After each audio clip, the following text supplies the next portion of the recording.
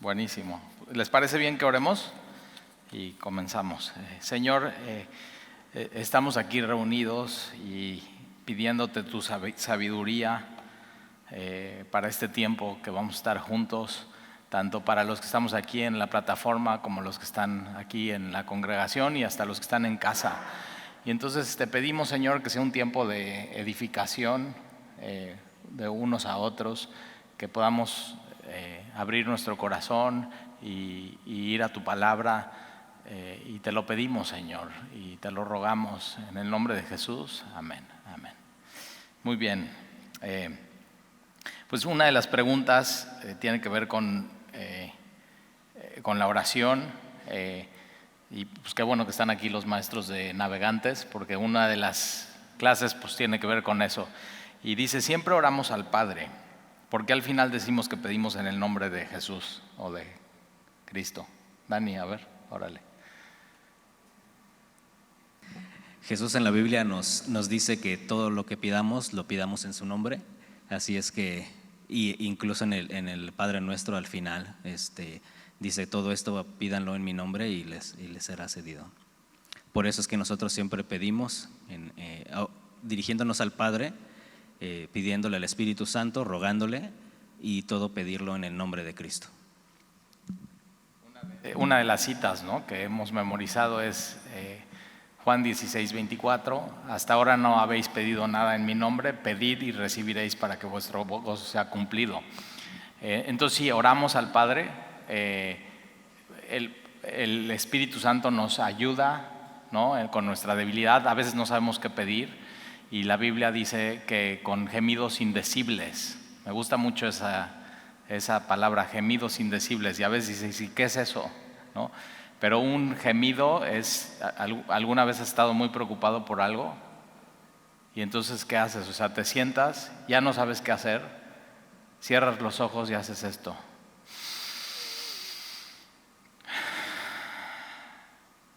Y eso es un gemido, es un suspiro. Ve qué hermoso, la traducción es un suspiro. Entonces, hasta eso que tú haces con tu corazón, ¿no?, desmayando, eso lo toma el Espíritu Santo, no sabes qué pedir, y lo interpreta delante de Dios, y es una petición delante del trono de su gracia. Entonces, a veces no sabemos qué pedir ni cómo, no tenemos sabiduría, ya dices: es que ya ni sé qué, ya ni sé qué. Y entonces tú con confianza puedes acercarte delante del trono, con confianza para hasta suspirar. Y eso el Espíritu Santo lo toma y lo interpreta delante del Padre. Y una de las cosas por las cuales pedimos en el nombre de Jesús es por su mérito, o sea, por lo que Él hizo en la cruz. Es esta idea de un picaporte, ¿no? O es aquel que te va a abrir la puerta para que tú puedas tener acceso al Padre. Y no hay ningún otro mediador entre Dios y los hombres más que Jesucristo. Entonces Él es el mediador, y por eso pedimos en su nombre. No le pedimos a Dios por nuestro mérito ni porque lo merecemos, sino por Jesús, que Él es nuestro Salvador y nuestro único medio al Padre. No era eso, exacto. No, pues otra vez dilo. Sí, o sea que no es como una palabra mágica, ¿no?, decir en el nombre de Jesús, ¿no?, amén, ¿no? Sino es eso, es entender que por sus méritos nos acercamos y Dios puede escucharnos, y entonces no solo escucharnos, sino respondernos, y entonces eso, pedir todo lo que queremos conforme a su voluntad, y entonces que podamos recibirlo de parte de Él, solo por la obra de Jesús. Eso significa en el nombre de Jesús, amén, ¿no? Eso es. Y una cosa importante es que entonces no le puedes orar al Espíritu Santo. Eso sería una buena pregunta, ¿no? Y la respuesta es sí, sí puedes, porque en el libro de Hechos está Ananías y Zafira, y ocultan parte de lo que van a dar a la iglesia. Su pecado no fue no dar, sino fue hipocresía. Y entonces Pedro le dice: has mentido al Espíritu Santo. Entonces el Espíritu Santo es la tercera persona de la Trinidad, y es una persona, porque a un gas o a un aire o a una luz o algo así no le puedes mentir, sino a una persona. Y entonces, si tú y yo podemos contristar, no los veo, no se quieren pasar para acá. Es que digo, Gracias. Entonces, si tú y yo podemos mentirle y contristar, también dice, tú puedes contristar al Espíritu Santo, entonces sí puedes tú pedirle perdón al Espíritu Santo. Y también puedes, sí oramos al Padre, ¿no? Pero también hay veces que yo, por ejemplo, digo, Jesús, ayúdame. O sea, es una de las peticiones de Pedro, se está ahogando y le dices, Jesús, ayúdame.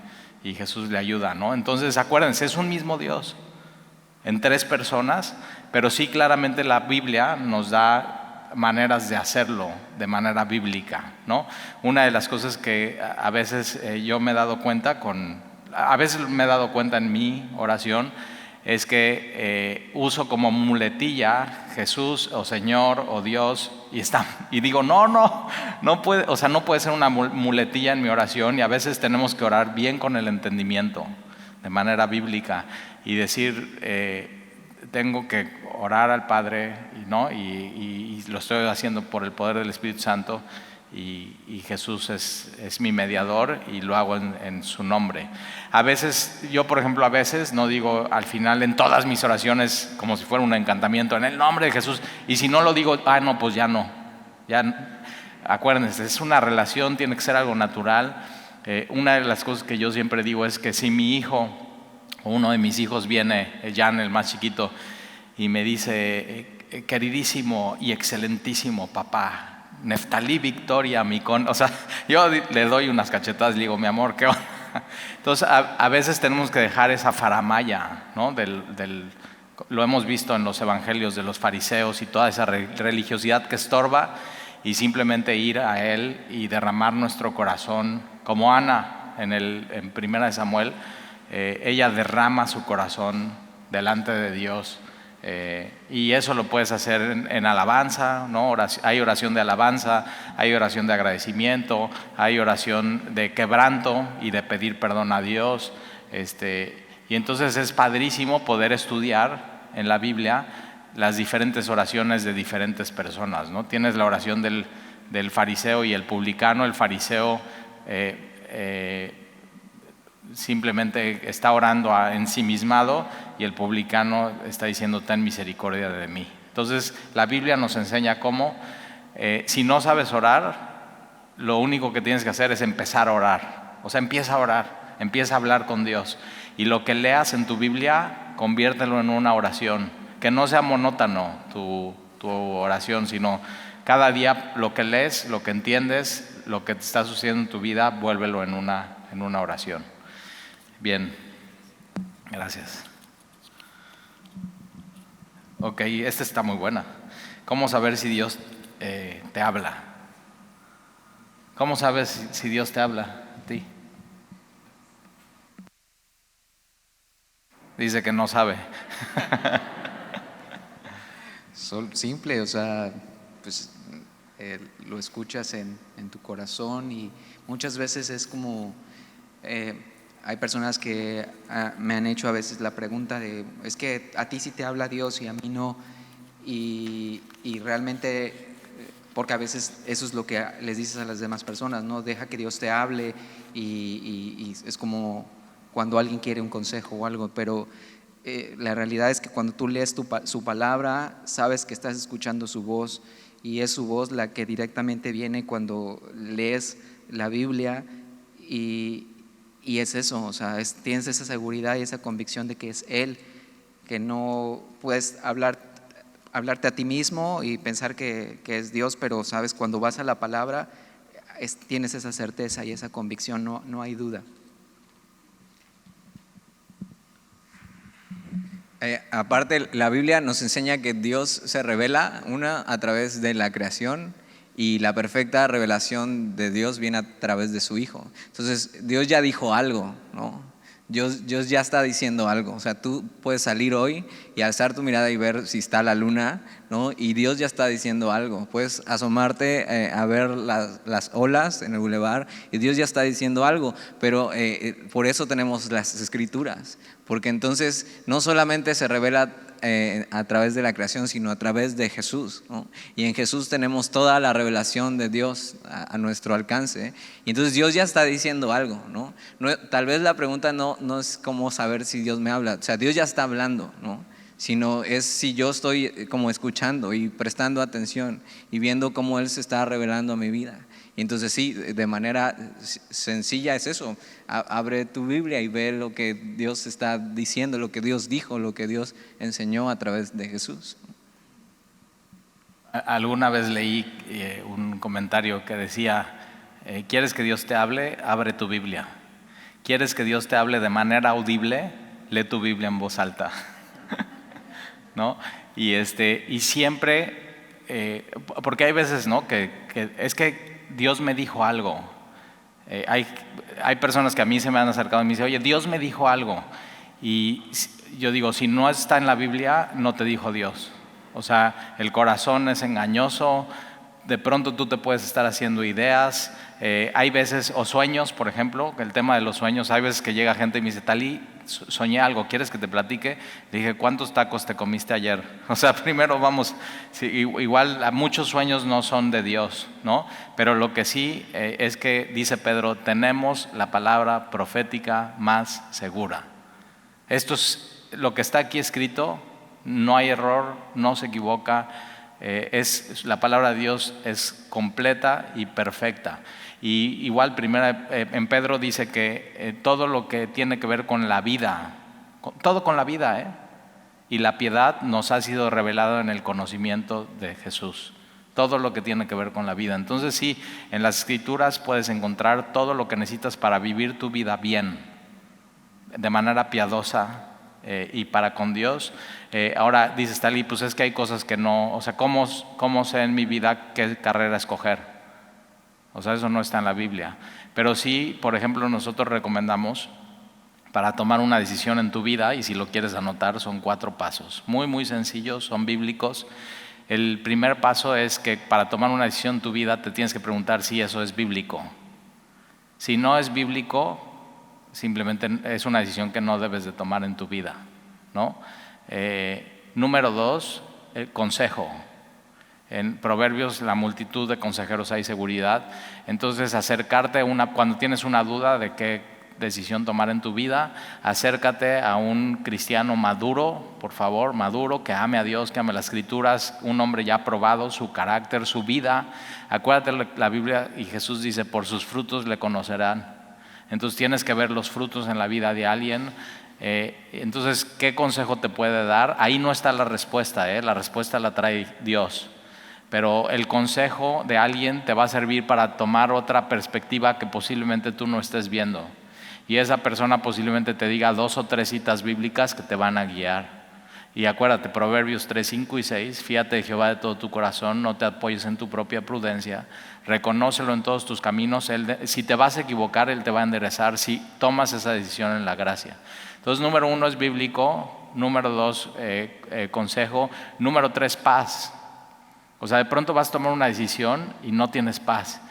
Y yo digo, espérate, cuando no estés seguro de una decisión, espérate. Y a veces al esperar ya no tienes que tomar la decisión porque solito se van dando las cosas. Entonces, si no estás seguro de algo, espérate, espera en Dios. Pero aquí sí el orden de los factores se altera el producto. No es de que, pues ya sentí paz, entonces no importan los demás pasos. No, porque tú puedes sentir paz y no ser bíblico. Y está mal otra vez, puede ser que tu corazón esté mal. Entonces, número 1 es bíblico, número 2, consejo, número 3, paz en tu corazón, ¿no? Al orar, Dios guarda en completa paz y tus pensamientos y tu corazón en Cristo. Y número 4 son las puertas que se abren o se cierran. Yo siempre tengo un dicho, si Dios cierra una puerta, no te metas por la ventana. O sea, no seas necio, si Dios la cerró, que la cierre. Y una de las oraciones para mí en mi vida ha sido, Señor, si tú no quieres esto, cierra la puerta y que que yo me quede claro que no va por ahí. Y yo he visto eso, cuando Dios cierra una puerta, más adelantito Él tiene ya una abierta para ti. Entonces lo único que tienes que seguir es seguir caminando. Entonces son esas 4 cosas. ¿Alguien más quiere decir algo?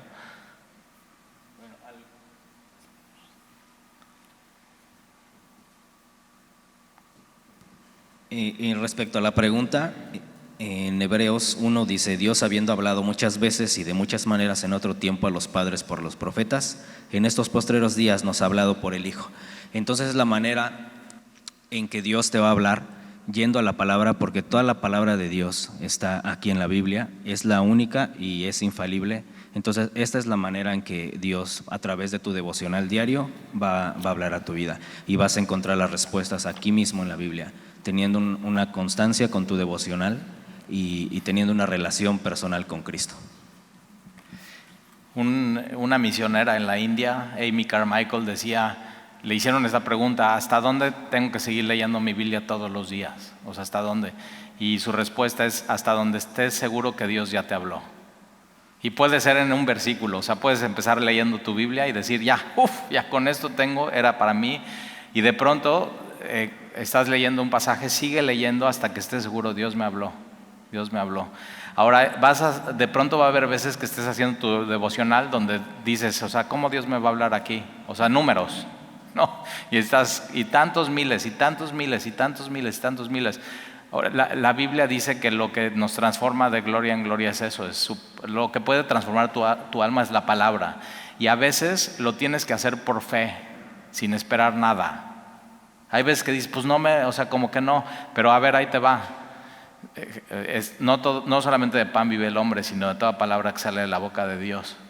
Hay días que a la hora de comer no hay algo que te guste, y no por eso no te lo vas a comer. Te lo vas a comer porque sabes que tu cuerpo físico necesita alimento.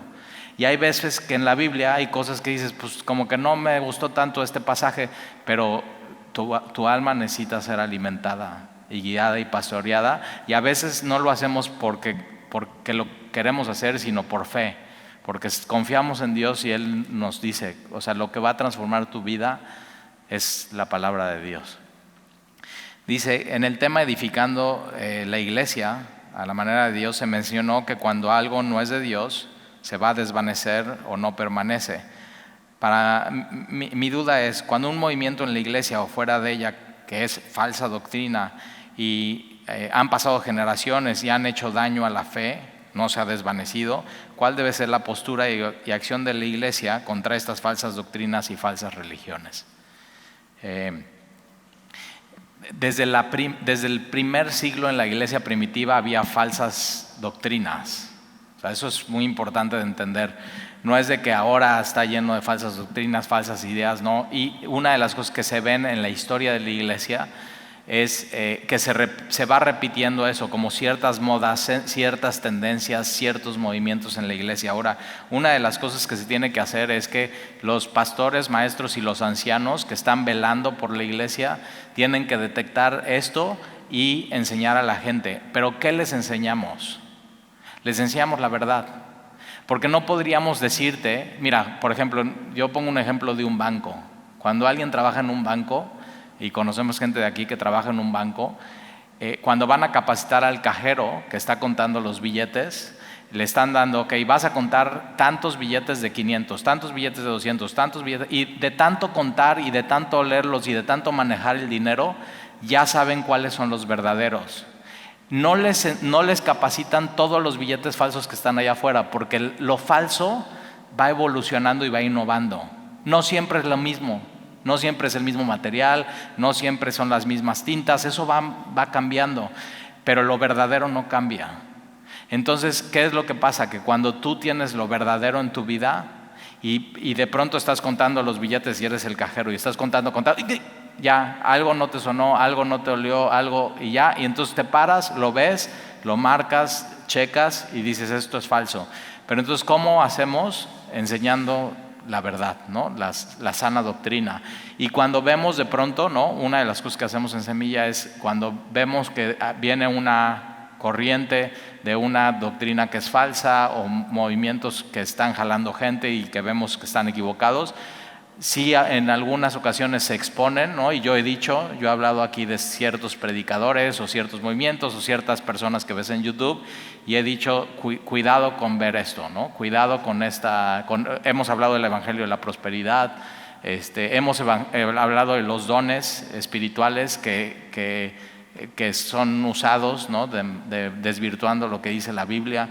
Y ahora fíjate, no sé si tienen la cita ahí de que se levantarán maestros. Una de las cosas que yo he visto, porque era también mi pregunta, o sea, ¿por qué Dios no simplemente apaga esas iglesias, les baja el switch, le cortan la luz y los saca a todos? Porque a veces Dios permite cosas para revelar lo que la gente está buscando. Para de sufrir, por ejemplo. Déjame te hago una pregunta. ¿Qué está buscando la gente de pare de sufrir? Estás buscando parar de sufrir. Y el evangelio nunca es para de sufrir, sino es aún en el sufrimiento Dios va a hacer grandes cosas en ti. Y la cruz del Calvario enseña esto, que en medio del sufrimiento Dios hizo su obra más hermosa, la redención de las almas. Entonces, ¿por qué no Dios dice, ya para de sufrir, ya, bye? O sea, estos brasileños o portugueses o que hablan raro. Porque Dios está permitiendo que la gente tenga lo que desea. Y es súper triste, pero simplemente exhibe lo que la gente está buscando. No están buscando a Dios, no están buscando la verdad. ¿Tienes la cita esa? Se levantarán maestros. Y lo de... ¿sí? ¿Tú? No, creo que está en Timoteo, ¿no? A ver, Primera Timoteo 4:1 dice, pero el Espíritu dice claramente que en los postreros tiempos algunos apostatarán de la fe, escuchando a espíritus engañadores y a doctrinas de demonios, por la hipocresía de mentirosos que teniendo cauterizada la conciencia prohibirán casarse y mandarán abstenerse de alimentos que Dios creó para que con acción de gracias participasen de ellos los creyentes y los que han conocido la verdad. Y dice, si esto enseñas a los hermanos, serás buen ministro de Jesucristo, nutrido con las palabras de la fe y de la buena doctrina que has seguido. Y el versículo 13 dice, entre tanto que voy, ocúpate en la lectura, la exhortación y la enseñanza. Pasamos a la siguiente. ¿Cómo se atiende a una persona que durante algún servicio manifiesta alguna posesión espiritual, o sea, está poseído? Ya que hay iglesias que tienen sesiones de liberación. Vas.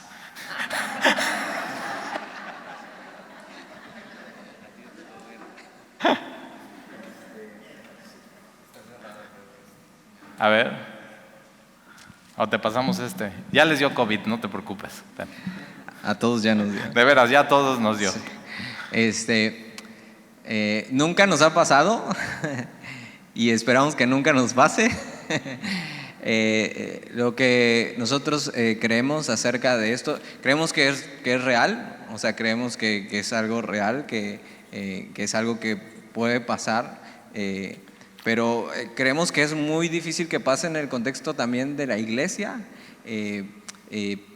y lo único que hacemos es darles el evangelio, o orar. No hay un manual en la Biblia, ¿no?, de cómo liberar demonios.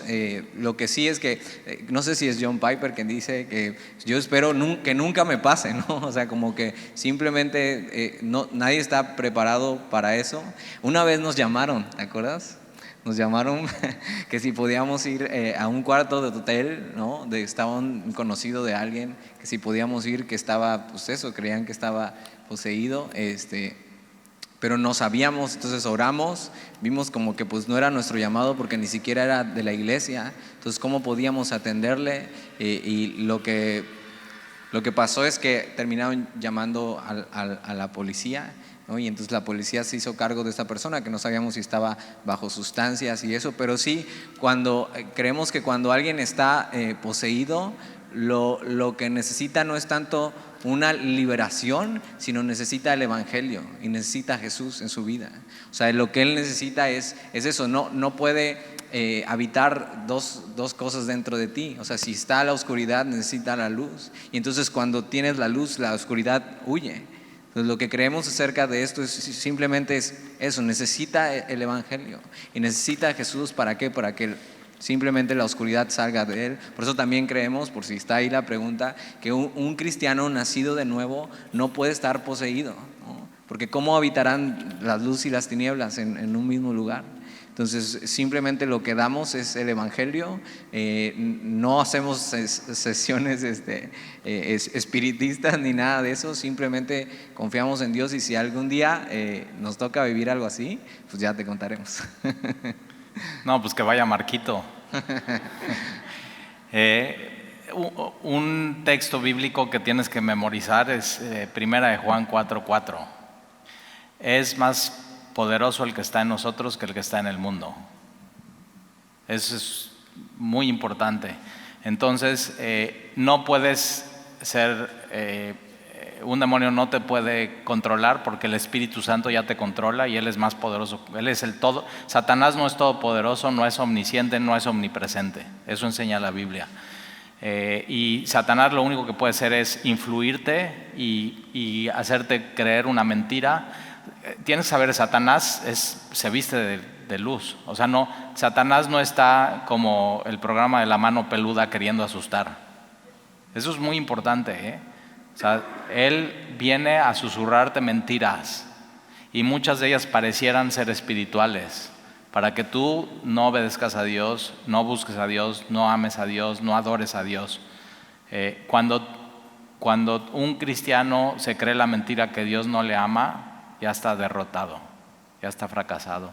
Entonces, por eso constantemente regresar a las Escrituras. A mí sí me tocó una vez en Cuernavaca, porque aquí no pasa en Veracruz, pero una vez me pasó en Cuernavaca que normalmente Satanás y quiere llamar la atención y quiere centrar que la iglesia y la atención se centre en él y no en Jesús. Eso es. Él quiere ser como Dios, no, pero no le salió. Y se llevó 1/3 de los demonios con él y de manera voluntaria. Pero una vez me pasó estando en Semilla y al final de uno de los servicios se acercó una persona con mi pastor Jaime y simplemente le estaba distrayendo, le estaba así haciendo preguntas nada que ver y Jaime me dijo atiéndelo y esta persona me dijo que él había ido al 9º cielo cuando la Biblia no habla de eso, o sea es 3er cielo, pero que había visto al Padre y había visto a Jesús y que Jesús le había puesto su cara en él, o sea que su rostro era el de Jesús. Y entonces ahí pues vimos, ¿no? Hay algo completamente chueco, pero hay gente que va así de iglesia en iglesia tratando de llamar la atención, tratando de ser el foco. Y una de las preguntas es, ¿qué estás buscando hoy de aquí? O sea, que tienes que saber que no lo vas a encontrar.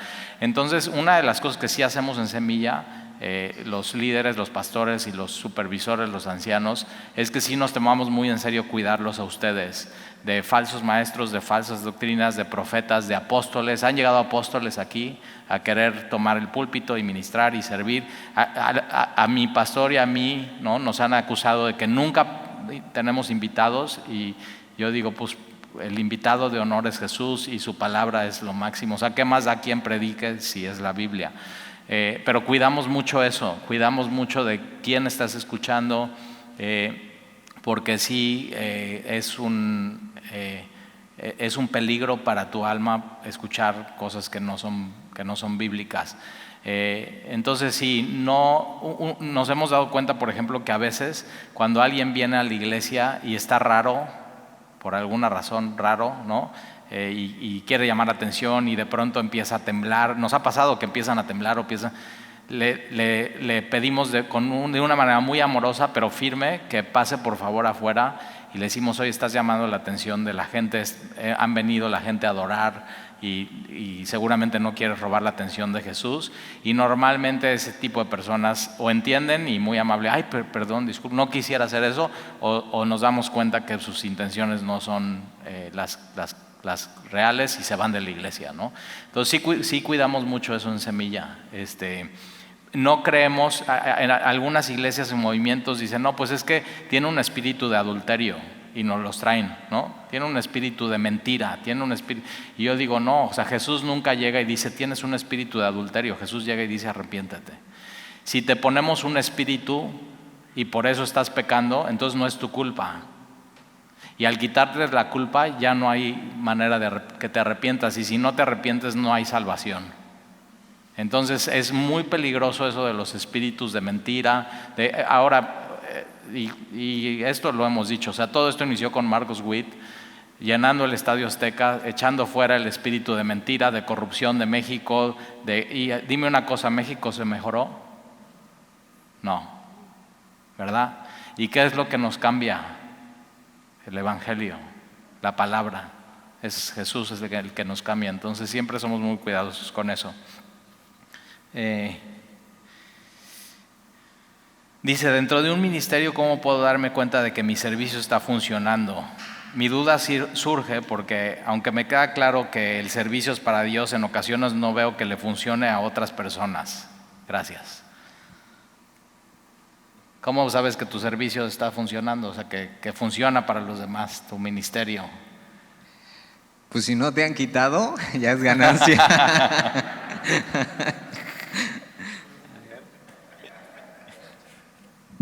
Pues yo creo que sabes que estás edificando a alguien, a la iglesia, a una persona, entonces tú te puedes dar cuenta que tu vida realmente estás dando fruto con otros, y es muy sencillo, sabes que hay los frutos del Espíritu en tu vida, hay amor, hay bondad, hay paz, hay esa relación con los demás, y eso fluye. Entonces te puedes dar cuenta que sí realmente hay, obviamente en las relaciones personales del día a día, y también por eso Dios nos pone en una iglesia local, porque hay también roces y todo, porque es algo que Dios también prueba nuestro carácter. Entonces tú vas a ir mirando y vas viendo realmente los frutos que tú das, primero en ti mismo y después en tu relación con los otros. Cuando empezó Semilla de Mostaza en Ciudad de México, empezó como un movimiento de artistas, ¿no? Ya no es así, pero uno, ya sabes, bueno, ya ni sé quiénes son los artistas, pero pues, una de ellas era María del Sol, y ella, su ministerio era lavar los baños de mujeres, las tazas.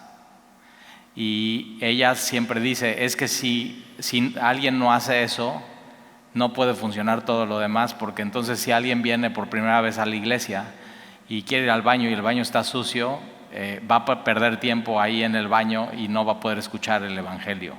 O sea, siempre es eso. Todo lo que pasa en la iglesia al final tiene un propósito, es ganar personas para Cristo. Entonces cualquier ministerio en la iglesia tiene ese propósito. Si no hubiera gente abriendo las puertas, no podría la iglesia funcionar como funciona. Habría más distracciones. Si no tuviera alguien de mantenimiento, que no se ve todo lo que se hace entre semana, no habría los aires acondicionados funcionando y estarías muriendo de calor y no se podría predicar el Evangelio.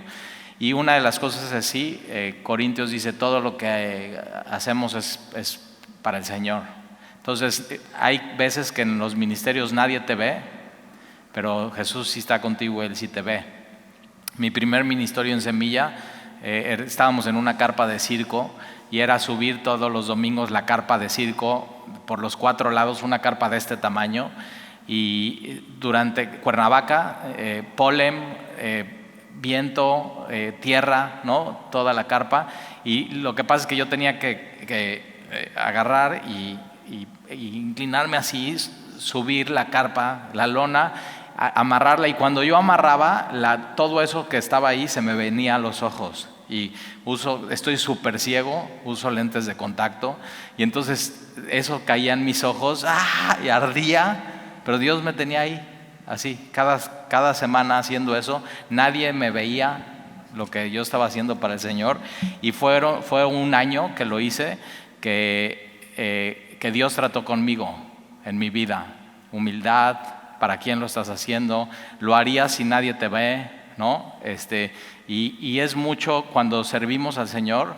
A veces pensarías que no funciona, pero Dios sí está funcionando en tu corazón en medio de eso. Entonces tienes que confiar en Dios. ¿Eso querías decir? Úchale. ¿Puede una mujer ser pastora y ser guía de la iglesia? Ya sabía que iba a salir esa pregunta. Es muy claro, y como que no nos da pena decirlo en Semilla. La Biblia y el Evangelio dice que el hombre y la mujer son iguales, y yo digo, no, las mujeres son mejores. O sea, ve a mi esposa, yo qué haría sin ella, Sandy es más inteligente que yo, Sandy es más linda que yo, Sandy es más amorosa que yo. Yo sin ella no podría funcionar y no podría ser pastor, no podría estar haciendo lo que hago. Ella hoy está cuidando a mis hijos en la casa y yo puedo estar aquí tranquilo, ministrando libremente. Entonces la Biblia sí enseña que, y eso lo puedes ver en los requisitos del pastor en Timoteo y Tito, marido de una sola mujer, ¿no? Fiel, y vemos en el libro, bueno, pues nada más así, Abraham, el padre de la fe, Isaac, Jacob, y después ves los apóstoles, son apóstoles, 12 hombres, y después ves a Pablo. En Hechos capítulo 13 ves a hombres ministrando, profetizando, y eso no quiere decir que la mujer no tenga un lugar. Es más, en Semilla está lleno de mujeres que sirven, que enseñan a otras mujeres, que dan discipulados, que enseñan a tus hijos en Club Semilla, y es una súper bendición tenerlos. Pero sí, nosotros creemos que pastores y obispos son hombres, y de ahí pues no nos vamos a mover, ¿no? ¿Alguien quería decir algo? ¿No? ¿La cita? A ver, léenolas. Primera Timoteo 3:2, pero es necesario que el obispo sea irreprensible, marido de una sola mujer, sobrio, prudente, decoroso, hospedador, apto para enseñar. Que guíe bien su casa. Tú estás hablando de un líder. Líder probado en su casa. Tu casa es como una iglesia chiquita. Si no puedes ser líder ahí, no puedes ser líder en la iglesia grande. Si tú no puedes guiar a tus hijos al evangelio y explicarle yo a Alan, a Alexia y a Jan y aconsejarles, ¿cómo puedo venir aquí a predicar el evangelio y aconsejarles? Entonces sí creemos que la Biblia claramente enseña que es un rol y una posición solamente para hombres. Pero otra vez, sí hay líderes mujeres en la iglesia, sí puede haber líderes de alabanza mujeres, sí puede haber líderes de enseñanza para niños mujeres, sí hay mujeres enseñando mujeres, y eso es súper hermoso, ¿no? Por supuesto, el hombre y la mujer son iguales ante los ojos de Dios. Y dice, ¿cuál es el día de reposo que menciona en la Biblia y cómo debemos de respetarlo nosotros aquí en la tierra? Shabbat. ¿Por qué no somos cristianos del séptimo día, no? O sea, ¿por qué hay una iglesia, ¿no?, que dice que tenemos que seguir el Shabbat? Y es más, hay movimientos que se llaman mesiánicos, muy peligrosos, sumamente peligrosos. Son muy atractivos, y te voy a decir por qué es muy atractivo eso. Porque te empiezan a decir que si cumples ciertas cosas, estás más cerca de Dios o eres más espiritual. Y tu carne ama eso. Tu carne ama eso. Y cuando el evangelio que ves en la Biblia es la gracia, es por fe eres salvo, por medio de la fe, no por obras para que nadie se gloríe, no por obras para que... Entonces tu carne dice, no, ¿por qué no? Yo quiero, y así se retuerce como una almeja cuando le echas limón. Así tu carne no quiere, tu carne está acostumbrada a promedio, a calificaciones, así. Y entonces Jesús, una de las cosas que estaba pasando es que en tiempos de Jesús idolatraban ya dos cosas, el templo y el sábado. Y de pronto ellos ya estaban sirviendo al sábado como si fuera un dios, y al templo como si fuera un dios. Y eso no fue hecho para hacer eso, sino fue un medio para el día de reposo, para pensar en Dios y para descansar. Ahora muchos dicen, bueno, dice que el séptimo día descansarás, pero no ven el mandamiento completo, es que 6 días trabajarás. O sea, nadie pelea eso.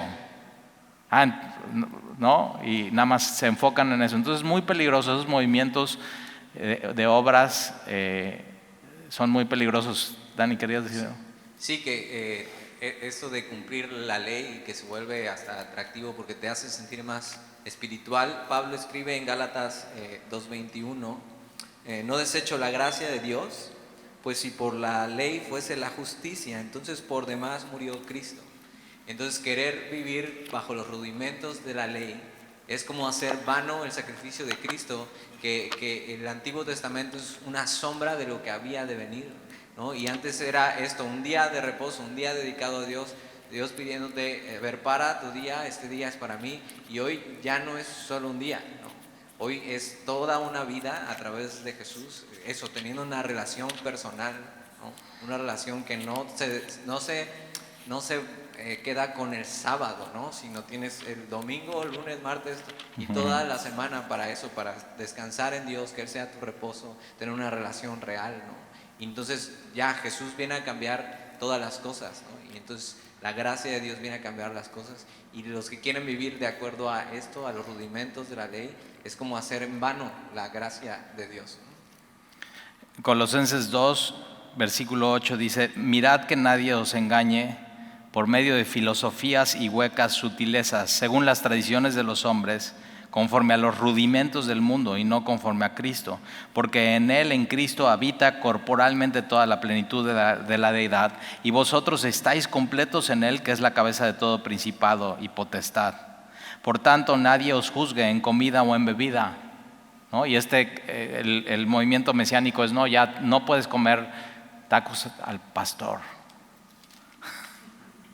Todo tiene que ser kosher ahora, ¿no? Y ahora, ojo, todo empieza con cositas, sutilezas, cosas, y de pronto dices: ok, voy a quitar las cartas de Pablo de mi Biblia. Ya, esas ya no, pero los evangelios y Apocalipsis lo dejo, pero después dices: no, también Apocalipsis, y ahora los evangelios, y ahora vamos a dejar los profetas, y te quedas de pronto con los 5 libros de la Biblia, que son el Pentateuco, y entonces estás abrazando una sombra cuando ya tienes lo real, la plenitud de Dios completa en Cristo.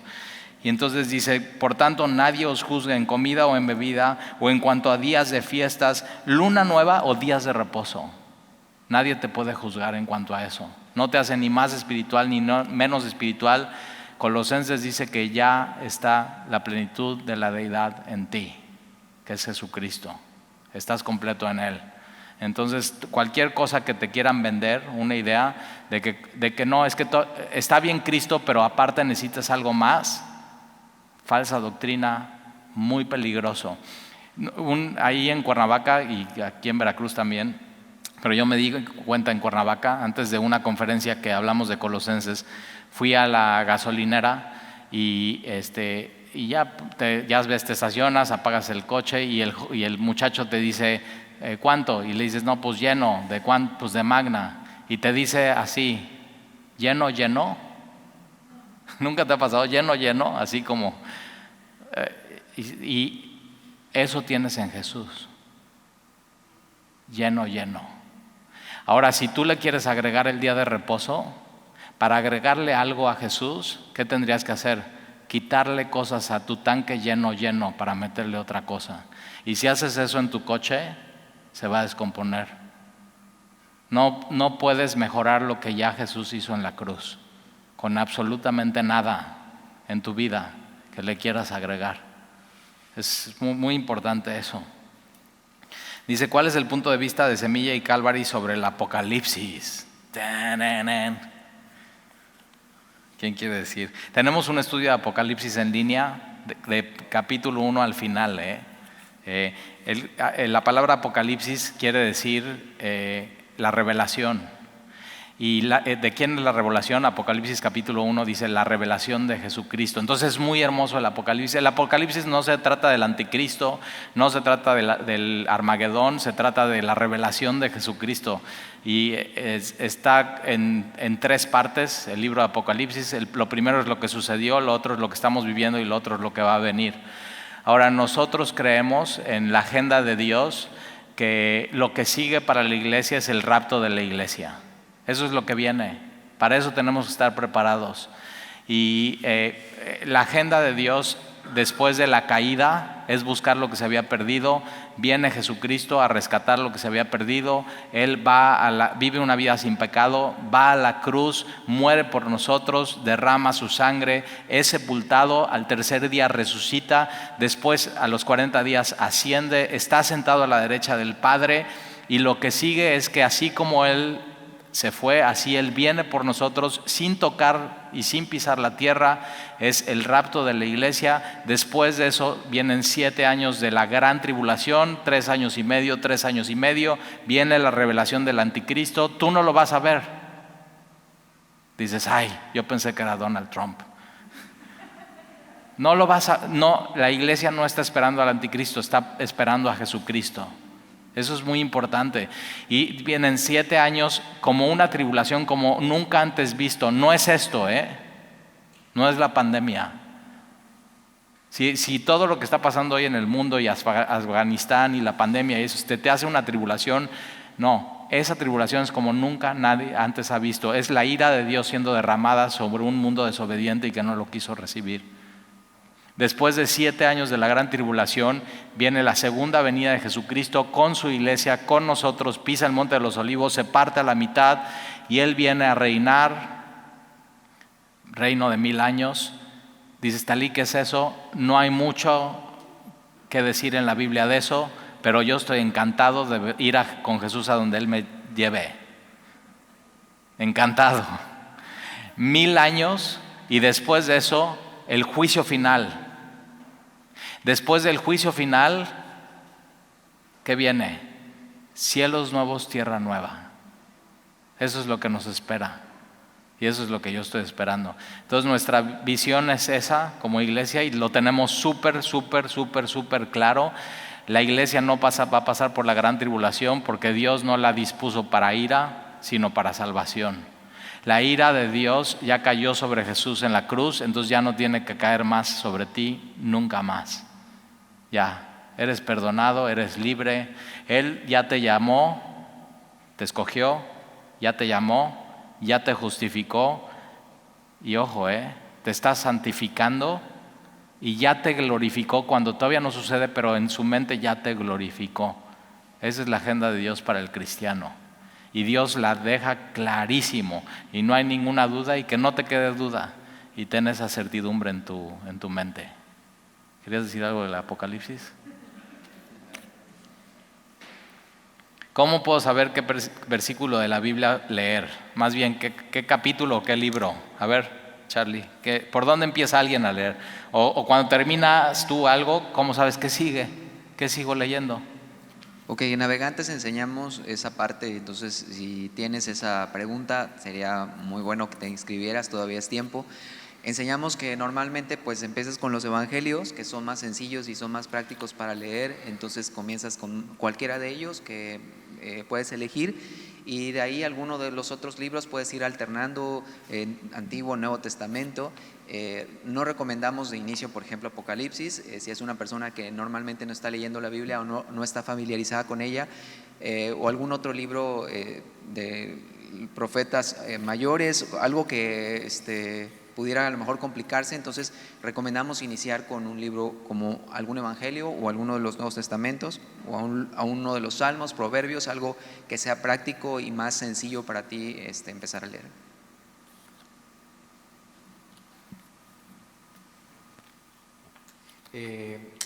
Cuando uno peca, ¿debemos pedir perdón a Dios o solo reconocer nuestro error ante Dios, ya que Él nos perdonó una sola vez y para siempre? Okay. El perdón de Dios es completo, ¿sí?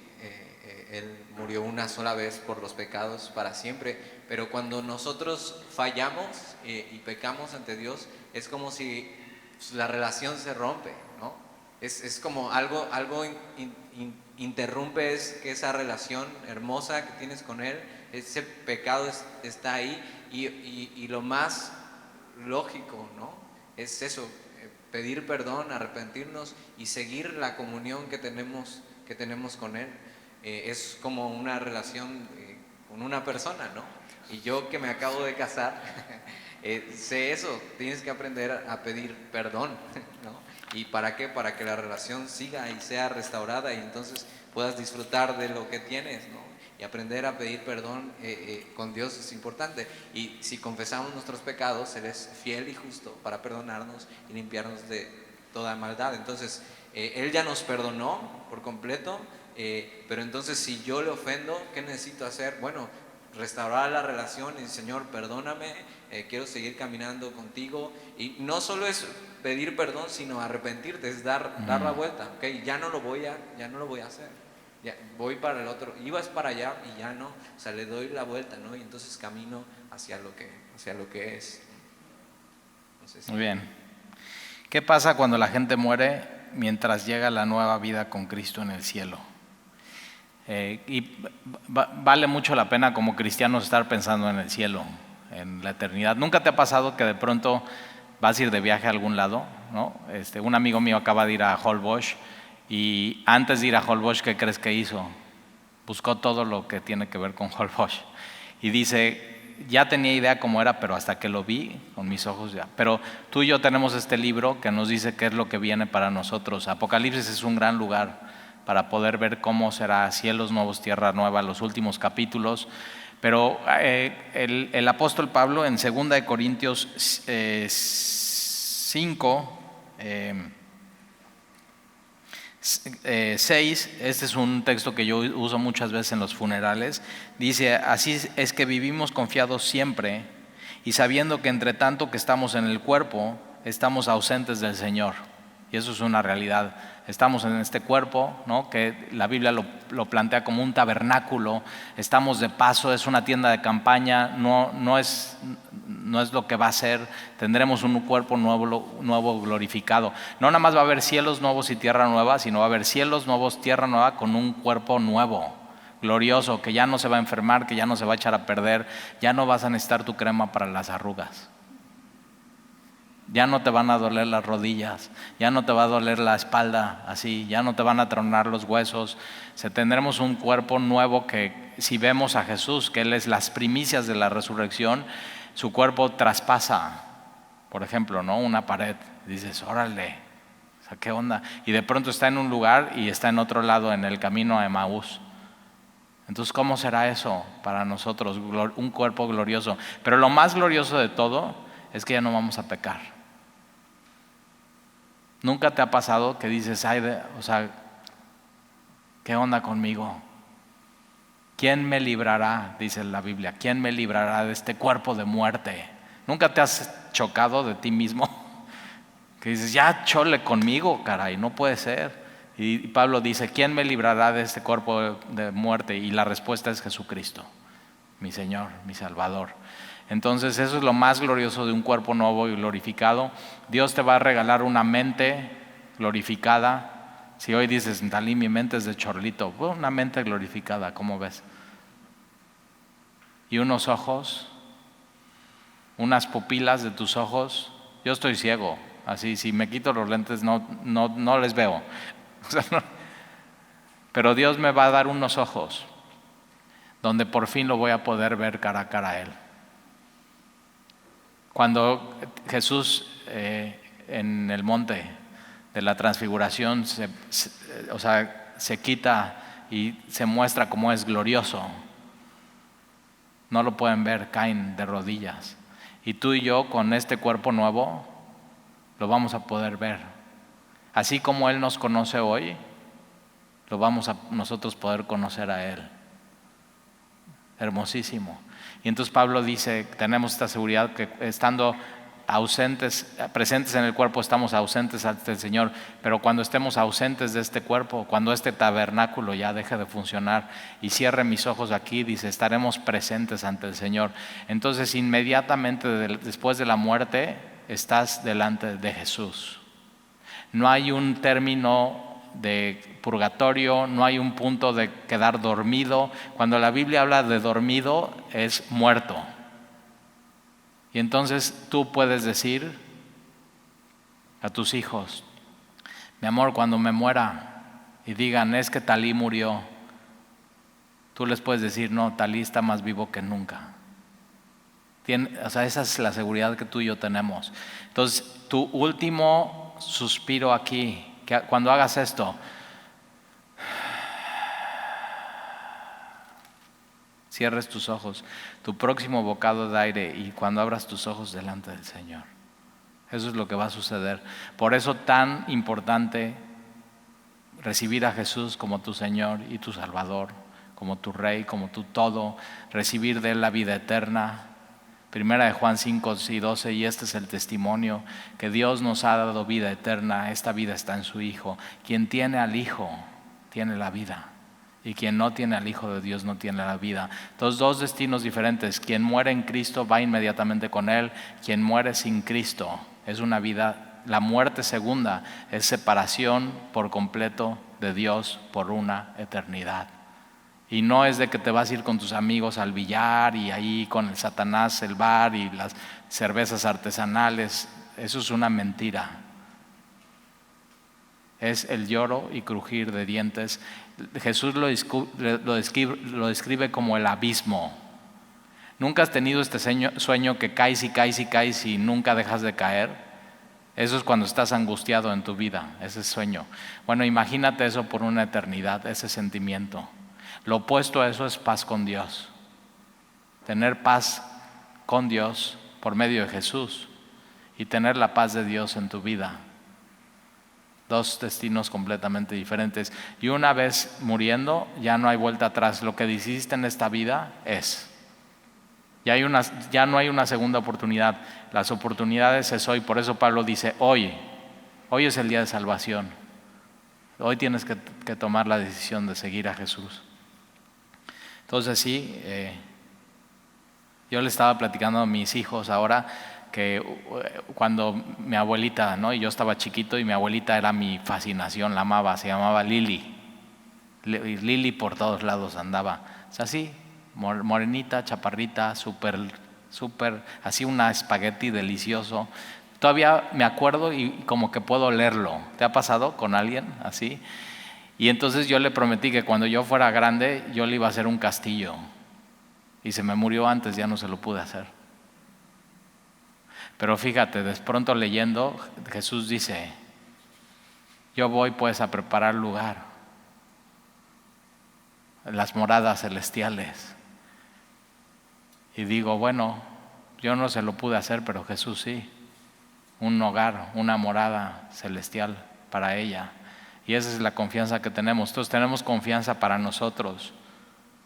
Si Jesús te salvó, ya sabes que te salvó. Si Jesús te salvó, ya sabes que eres de Él. No te queda la menor duda. Si dudas, necesitas arrepentirte y correr a Él. Necesitas recibir a Jesús como tu Señor y tu Salvador. Pero también la otra cosa que tenemos es la esperanza de ver a aquellos que se nos adelantaron con el Señor. Entonces yo lo primero que quiero ver es a Jesús. Y después a todos aquellos que partieron con el Señor. Dice,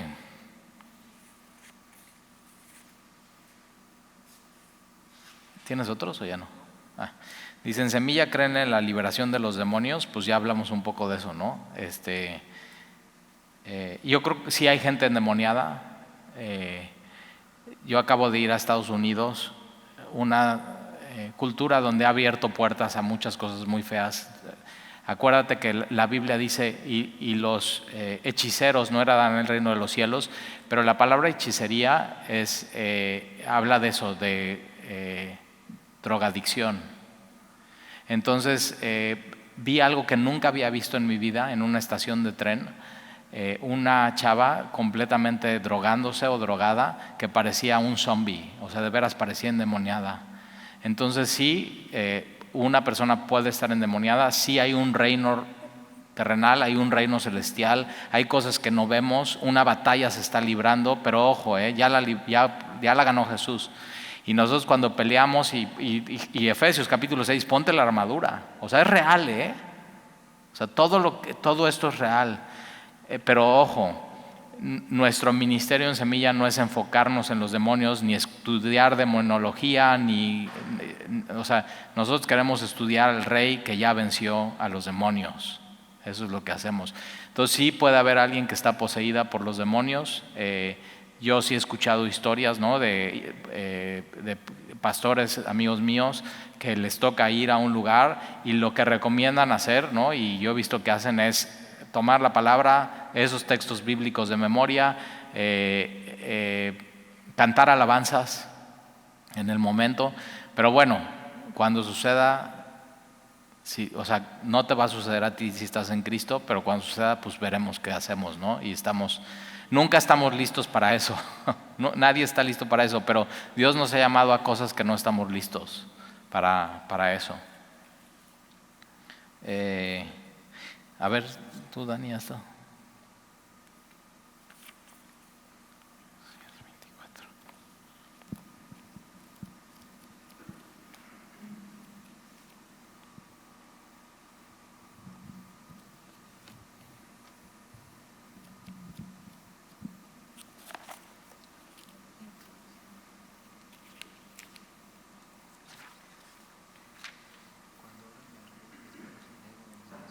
Léela en voz alta, Dice, sin miedo, ¿verdad? cuando oro Hasta- y me arrodillo, mis manos elevo y mis brazos se empiezan a mover.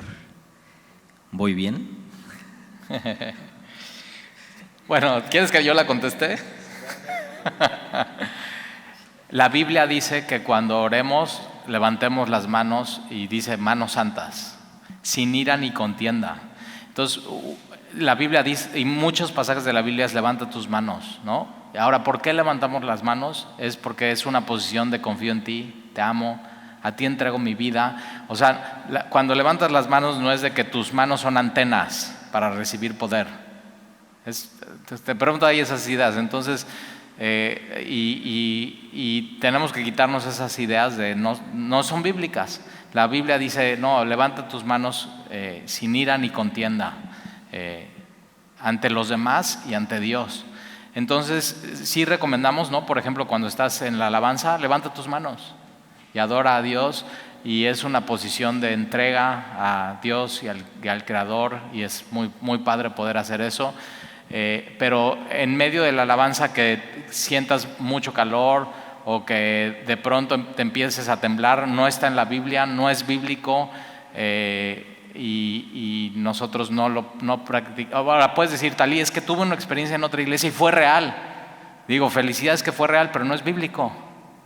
Y otra vez, nosotros como iglesia hemos decidido que aunque lo hayas vivido, hay gente que se ha caído para atrás. Y digo, sí, pues te pasó y fue una experiencia espiritual o posiblemente no, pero lo que sí es que si no lo vemos en la Biblia no lo vamos a practicar. Entonces, si tu pregunta es ¿voy bien? Vas bien si estás orando a Dios, vas bien si te estás acercando a Él, vas bien si lo estás haciendo en el nombre de Jesús. La posición es lo de menos. Otra vez, Dios no está preocupado por lo externo, sino por el corazón. Aquí en las preguntas que están haciendo a través del WhatsApp también preguntan algo así, si se debe danzar. ¿Por qué no se debe danzar si David danzó? Uy, buenísimo. Entonces, mira, en el segundo libro de Samuel dice que David danzaba con toda su fuerza delante de Jehová. Y pues sí, aquí en Semilla, como les hemos comentado, tratamos de evitar esos distractores. ¿Alguna vez pasó con alguna persona que danzaba en la parte de atrás, pero se dio cuenta que estaba distrayendo a las demás personas? Entonces lo que hizo fue irse a la parte de allá atrás y lo hacía. Ahorita ya no lo hace, ya no lo hace tan regular, pero no queremos tampoco que los versículos bíblicos sean unas doctrinas que nosotros tengamos que imponer y decir no se tiene que hacer, o sí se tiene que hacer esta parte de danzar. En el segundo libro de Samuel dice que David estaba vestido con efod de lino. Entonces, si queremos hacer una doctrina con un versículo, pues tendrías que venir entonces con lino fino y ya ahora sí. No, ya ahí te damos va. permiso. Tendrías que ser rey de Israel. Tendrías que ponerte un efod de lino fino. Tendrías que bailar con toda tu fuerza. Tendría que estar delante de ti el arca. Y tendrías que hacer una fiesta. Holocaustos, ya no hay holocaustos. Ya el cordero fue sacrificado. Ahora, por ejemplo, en algunas iglesias usan pandero, ¿no? Y dices, sí, ¿por qué aquí en Semilla no? Bueno, porque para empezar, a mí odio los panderos. O sea, y cada iglesia tiene su manera y su forma y su estilo y su filosofía y todo. Pero ojo, alguna vez yo escuché esto de mi pastor, dice, Italí, ¿qué pasa si un día llegas al cielo y todas las mujeres traen panderos? Digo, no, pues ya le pido perdón a Dios. Pero no es algo esencial. pero es algo que hemos decidido como iglesia no hacerlo para no... hay gente que no tiene nada de ritmo. Y digo, dale un pandero, no inventes. Mejor así que cante ahí y toda tu entrega al Señor.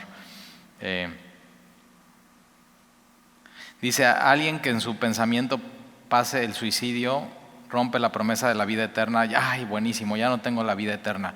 Alguien pero vamos a decir dos cosas. Alguien que piense que se quiere quitar la vida, tienes que saber esto, y si eres tú, y creo que me estás oyendo por Facebook, tienes que saber que esos pensamientos no son de Dios. Dios te ama, Dios te ha hecho de manera única, Dios te ha dado vida, entonces tienes que poner tus pensamientos en Dios y en lo que Él dice de ti y de su palabra. Tu identidad tiene que estar en Él, y creemos que sí, que un cristiano puede pasar por momentos de mucha tristeza y depresión. Creemos que sí, pero también creemos que Dios usa a la gente a tu alrededor para que tú puedas decir, ¿no? Y que puedan estar orando por ti y que te puedan animar. Entonces parte de ser parte del cuerpo de Cristo es eso, pero nosotros creemos que alguien que ha sido salvo y creyó en Jesucristo y que por sus frutos los conocerás, y que su vida, ¿no? Su fruto era evidente que amaba a Dios, y que de pronto pasa por una tremenda depresión y se quita la vida, nosotros creemos que esa persona va directamente con Jesús y es salva. Te voy a poner este ejemplo.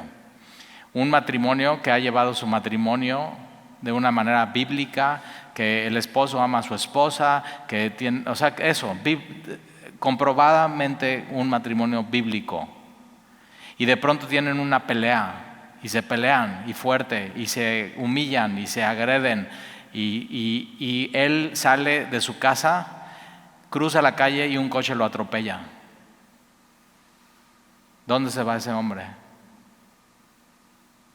Al cielo. No, acuérdate, por gracia sois salvos por medio de la fe. Entonces, si Dios te salvó, Él lo va a llevar hasta el final. Y pecar contra Dios no quiere decir que Dios entonces ya te quitas tu salvación y su bendición y su favor en tu vida. Eso es tener torcido el concepto de Dios y su bondad. Entonces, nosotros creemos eso, que no puedes perder la salvación en el momento que Dios te salva, y puedes cometer un pecado y eso no te hace ser destituido de la vida eterna o de la gracia de Dios en tu vida. Pero sí no puedes seguir permaneciendo en ese pecado y tienes que buscar ayuda y tienes que buscar ser restaurado en tu vida. Eso es lo que yo pudiera decir en cuanto a eso. Dice, ¿todas las iglesias cristianas son lo mismo o son diferentes? Súper diferentes. Es más, las semillas de mostaza son diferentes. Estamos en diferente lugar, con diferente cultura, diferente tipo de local, pero lo esencial lo tenemos muy nuestro, ¿no? Muy arraigado, y no vamos a cambiar en eso. Pero de pronto hasta los estilos de música podrían ser diferentes.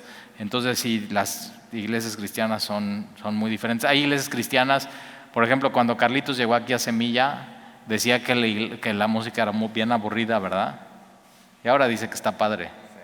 Pero él venía de una iglesia donde era todo un concierto. Y hay gente que llega a Semilla y dice, no, el domingo la música es demasiado. O sea, está muy duro, y el cajón peruano y eso, pero vienen de una iglesia donde es pura guitarra, ¿no? O piano.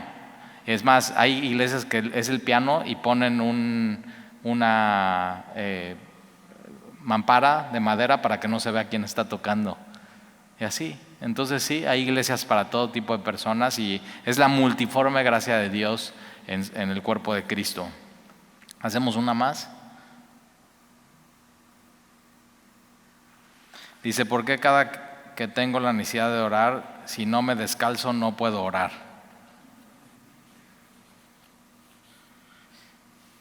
Pues quién sabe, ven al final y oramos por ti, qué raro.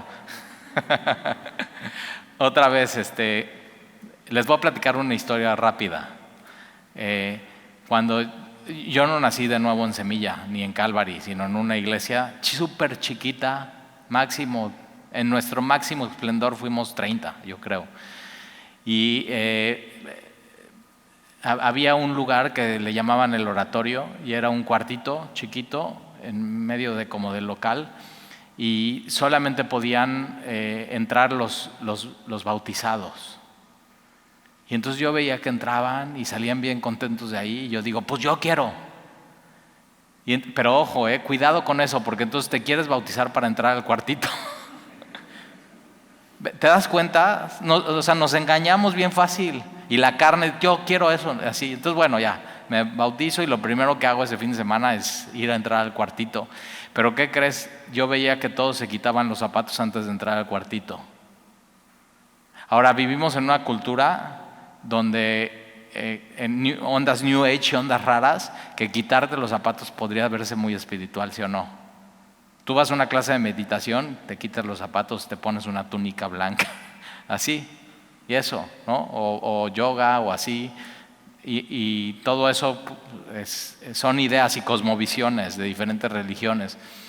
Pero entonces yo veía que se quitaban los zapatos y entraban a este cuartito, y entonces pues ¿qué hice yo antes de entrar al cuartito? Pues me quito los zapatos y entro y estoy orando. Y entonces yo pensé que era porque pues eran solo los bautizados, solamente los muy espirituales, solamente los que pueden entrar a orar ahí. Y entonces un día se me ocurre preguntar que ¿por qué te tienes que quitar los zapatos para entrar al oratorio? ¿Y qué crees que me contestan? Porque la alfombra es blanca. Y antes de entrar a la iglesia había un jardín y cuando llovía se enlodaba y si entrabas a ese lugar con el lodo manchabas la alfombra blanca. Pero de pronto el hombre ya nos hacemos ideas y otra vez estás completo en Cristo. Entonces mira, puedes orar como tú quieras, hincado, parado, descalzo, puedes orar caminando, puedes orar corriendo. Hay gente que corre en el bulevar, cristianos que yo conozco y van orando a Dios. Lo importante no es cómo, sino que ores a Dios y que te acuerdes, has sido llamado a comunión con Jesucristo. Nosotros tenemos un dicho en la casa, todo es un buen momento para orar, todo es un buen asunto para orar. Entonces ora. La Biblia dice, ora en todo tiempo y en todo lugar. Entonces no te limites, ora hasta con tus zapatos, y si son chanclas, ora con tus chanclas, y si descalzo, no te limites, ora a Dios en todo tiempo y en todo lugar. ¿Hay algo más o ya? Bueno, pues oramos. ¿Cómo pueden saber cuál es su don? Bueno, Primera de Corintios, hay un estudio, ¿cómo puedo saber cuál es mi don? Hay un estudio en Primera de Corintios de todos los dones espirituales, don de lenguas, don de servicio, don de discernimiento de espíritus, don de milagros, don de sanidades, don puedes presidir, puedes ser mayordomo de cosas. Ahora, ¿cómo saber cuál es tu don? Empiezas sirviendo en algo y Dios te va a ir guiando.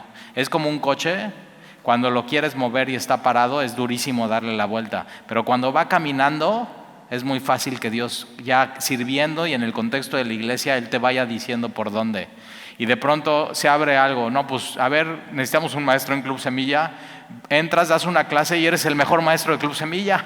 Y no sabías.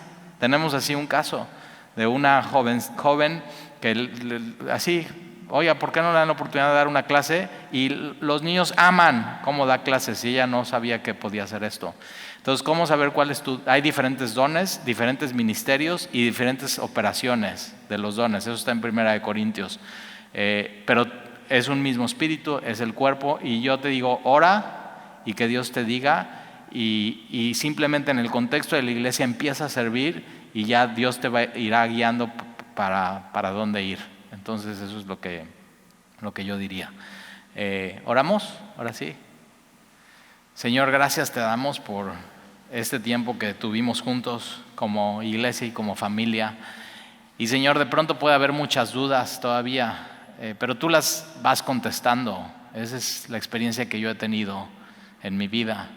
Y yo te pido, Señor, que nuestras dudas, conforme vayamos leyendo nuestra Biblia, tú las contestes Y te damos gracias, Señor, y te amamos y te bendecimos, te alabamos y te damos gracias en el nombre de Jesús. Amén.